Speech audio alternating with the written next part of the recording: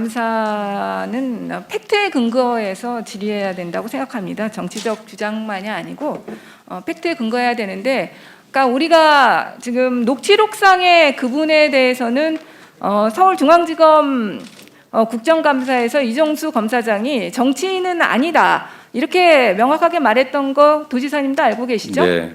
그렇기 때문에 이 그분을 지금 이재명 도지사님을 근거하는 것으로 보는 것은 팩트에 틀리다 그렇게 말씀을 드리겠고요. 그러나 은유적인 의미로 그분이라고 한다면 그분들을 제가 보여드리겠습니다. 화면 띄워주세요. 네, 팩트에 근거한 그분들입니다. 돈을 받은 자가 그분이 아니라 그분들입니다. 자, 그 하천대유와 국민의힘 고위 법조인 간의 관계입니다. 실제로 돈이 간 관계들만을 표시했습니다. 지금 존경하는 박수영 의원님이 폭로하신 50억 클럽에 들어가 있는 분들 보겠습니다. 각상도 전 국민의힘 박근혜 정부 민정수석, 그 다음에 박영수 전 특검, 박근혜 정부에서 야당 추천으로 특검 되셨던 분입니다. 최재경 박근혜 정부 민정수석입니다. 그리고 권순일 대법관 자꾸 이재명 도지사하고 연관을 시키는데 실제로 이분은 박근혜 정부에서 대법관으로 임명되신 분이고 법원 행정처 차장까지 지내신 분입니다. 그리고 김수남 박근혜 정부 검찰총장입니다. 강찬우 박근혜 정부 수원지검 검사장, 이창재 박근혜 정부 법무부 차관, 김기동 박근혜 정부 대검 부패범죄 특별수사단장, 이경재 박근혜 최순실 국정농단 변호사, 자문 변호사는 다 박근혜 정부와 연관된 사람들로 이루어져 있습니다. 자문이었던 원유철 의원, 전 새누리당 원내대표까지 지내신 분입니다. 구속이 되고 나니 그 본인을 넘어 부인까지 고문으로 고이 모셨습니다. 돈을 받은 사람들이 그분들 아닙니까? 국민들께서 판단해 주시기 바랍니다. 대장동 건과 관련해서 저는 굉장히 유감스러운 부분이 두 번의 대장동 사건, 이 국민들이 분노하는 이 돈잔치를 막을 수 있는 기회가 두 번 있었다고 생각합니다. 그런데 그것을 막지 못했습니다. 첫 번째는 이 사건에 대해서 2010년에 이미 등장하는 이 천화동인의 남욱과 정영학 이런 관계자들에 대한 수사가 있었습니다. 당시 남욱은 로비를 했다는 면목으로 기소되고 재판까지 갔습니다. 한나라당 A 의원의 D 보좌관 잘 알고 있다. A 의원뿐만 아니라 같은 국토위 소속 B 의원과 C 의원도 잘 알고 있다. 그러면서 실제로 돈을 넣고 이런 사건으로 수사를 받았습니다. 그런데 이 사건이 1심은 유죄했는데 2심에서 무죄가 났습니다. 그때 2심의 무죄 판결을 선고한 사람은 지금 국민의힘의 대통령 후보인 최재형 후보입니다. 그때 여태까지 후보셨잖아요. 그럼 부인하세요. 최재형 후보죠. 최재형 후보가 무죄를 썼습니다. 그때 이 사건이 끝까지 유죄에 갔다면, 더 명확하게 갔다면 이 기존 토건 세력들을 쳐낼 수 있었다고 봅니다. 그리고 이 사건에서 더 유감스러운 것이 당시에 신영수 국회의원의 동생에게 뇌물을 줬던 그 이모 씨 시행업자에 대한 공소 사실입니다. 거기에 보면은 이 돈 세탁을 한 내역이 나와요. 회계 자문료 명목으로 정영하게 운영하는 회계법원에 회계 자문료 명목으로 1억 1,000만 원 넣고 돈 계속 넣어서 그것을 남욱에게 지급해서 법인 자금을 횡령한 사건으로 처벌받았습니다. 이 업자는요. 이 업자는 처벌받았는데 당시에 정영학도 사실은 공범입니다. 그러니까 정영학에 대해서도 수사가 됐어야 되는데 하나도 수사가 되지 않고 참고인으로 그냥 넘어간 겁니다. 정영학은 사실은 그때부터 지금까지 일종의 기획자로서 활동해온 사람인데 그 사람에 대한 수사는 전혀 이루어지지 않은 것이죠. 그때 한번 이것을 대장동 사건 기존 토건 세력을 쳐낼 수 있는 기회가 있었는데 제대로 검찰에서 수사를 하지 않았기 때문에 여태까지 그것이 남아서 이런 파장을 일으키고 있습니다. 두 번째, 또 이 사건을 바로잡을 기회는 한 번 더 있었습니다. 이 시행업자 이모 씨가 부산저축은행을 비롯한 여러 저축은행으로부터 1,430억 원의 대출을 받았고 이 사건이 수사가 됐습니다. 대검 중수부에서 전체적으로 이 저축은행 부실 사건과 관련해서 불법 대출 사건을 다 조사를 했죠. 그래서 이 업자도 마찬가지로 수사 대상이 됐습니다. 그런데 김만배 씨가 박영수 전 특검을 변호사로 소개했습니다. 공교롭게도 그때 부산저축은행 부실 대출 사건의 주인 검사는 윤석열, 지금 국민의힘 후보였습니다.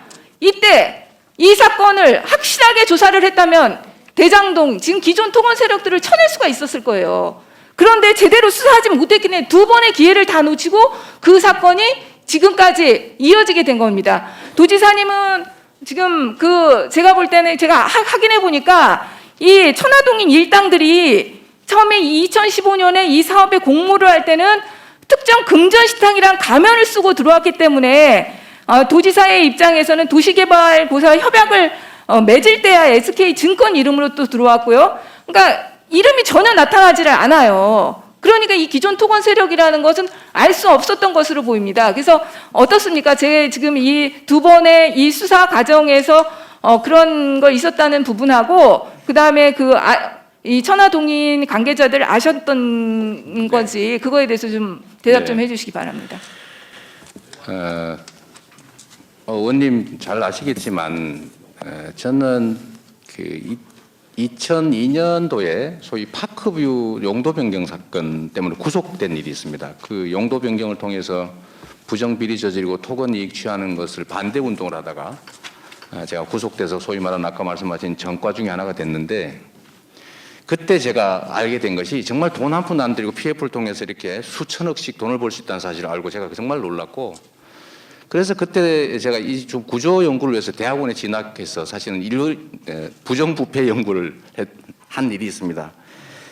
그런데 이 대장동이 아주 그 판박이었던 것인데 아까 말씀하신 것처럼 사실 최초에 이 LH가 개발을 하고 있는 상태에서 무슨 그 강심장이었길래 이 천 몇백억 대를 돈을 빌려가지고 다 땅을 사냐.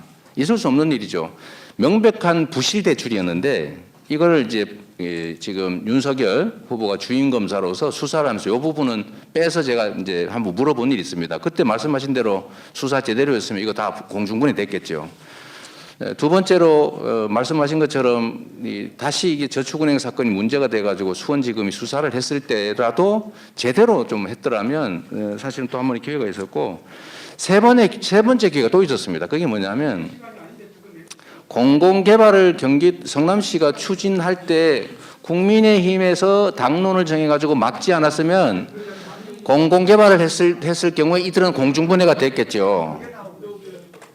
잠깐만요. 지금 제가, 의원님, 네. 아까도 그렇게 했는데 그거는 다시 한번 서로가 이야기해서 조정을 하는 걸로 하고요. 지금 답변 중이니까 잠깐 이렇게 하고 아까도 이제 답변하는 동안 요게 틀어져 있었어요. 대나무 숲이.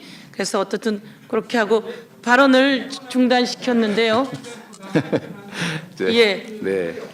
자, 우선 답변할 때는 그냥 좀 답변에 집중해 주시면 네. 좋겠습니다. 그리고 다시 그 내용은 여야 간사님 간에 합의해 네. 주시고 논의해 주십시오. 네, 예, 말씀 다시 더 하십시오. 네, 예. 존경하는 우리 국민의힘 국회의원님 좀 제가 말씀드릴 수 있도록 좀 기회를 주시면 고맙겠습니다. 어쨌든 세 번째 기회가 있었는데 그게 공공개발을 국힘이 막지 않아서 제 기획한 대로 공공개발을 했더라면 사실 그들은 수용당하고 전부 다 없어졌겠죠. 이게 이제 마지막 기회였는데 저는 그 점에 대해서 정말로 아쉽게 생각하고요. 아까 그 부정비리의 주범이 마치 저인 것처럼 자꾸 얘기하는 분들이 계신데 제가 이렇게 말씀을 드리고 싶어요. 자기가 자기에게 돈을 뺏는 경우가 있습니까? 자기 돈을 자기가 훔치는 경우가 있습니까? 이게 만약에 제가 이해관계가 있으면 그냥 민간개발 허가해 줬으면 아무 문제가 없었을 거예요. 국민의힘께서 이렇게 난리를 치지도 않았겠죠. 조용히 끝났을 거고요. 두 번째로는 제가 처음에 이 개발 사업을 기획할 당시에 2015년 기준으로는 제가 기획한 것처럼 완전 공영을 했더라면 예정이익 6,156억 원이 전부 성남시 소유가 됐을 것이고요. 두 번째로 국민의힘이 강요하는 것처럼 민간 개발을 했더라면 6,156억 원이 민간업자들 입에 들어갔을 겁니다. 그런데 제가 그나마 민간 공동 개발을 통해서 70%가 넘는 4,384억 원을 환수해서 이 민간 개발업자 목은 1,770억에 불과했던 거예요. 그런데 2017년 6월에 제가 잠깐 계속 1,100억을 시간 추가 부담시켰기 때문에 1,100억 원을 추가 부담시킨 결과는 지금 현재 상태로 이렇습니다.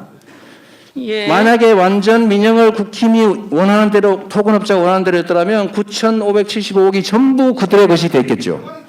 그런데 지금은 완전 공영을 제 뜻대로 했더라면 이게 전부 우리 시민들의 것이 됐을 겁니다. 예. 그런데 정리해 불가피하게 주십시오. 민간 공동 작업을 했기 때문에 그래도 60% 5,500억, 사실은 5,800억쯤 됩니다만 이거라도 환수했고 이게 민간 몫이 됐는데 이 민간 몫에 해당되는 데서 돈을 나누어 가진 사람들이 바로 국힘 네. 분들이십니다.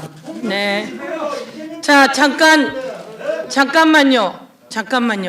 우선 한 가지는 자, 예, 그렇게 하는데요. 답변 다 끝나셨죠? 네. 예.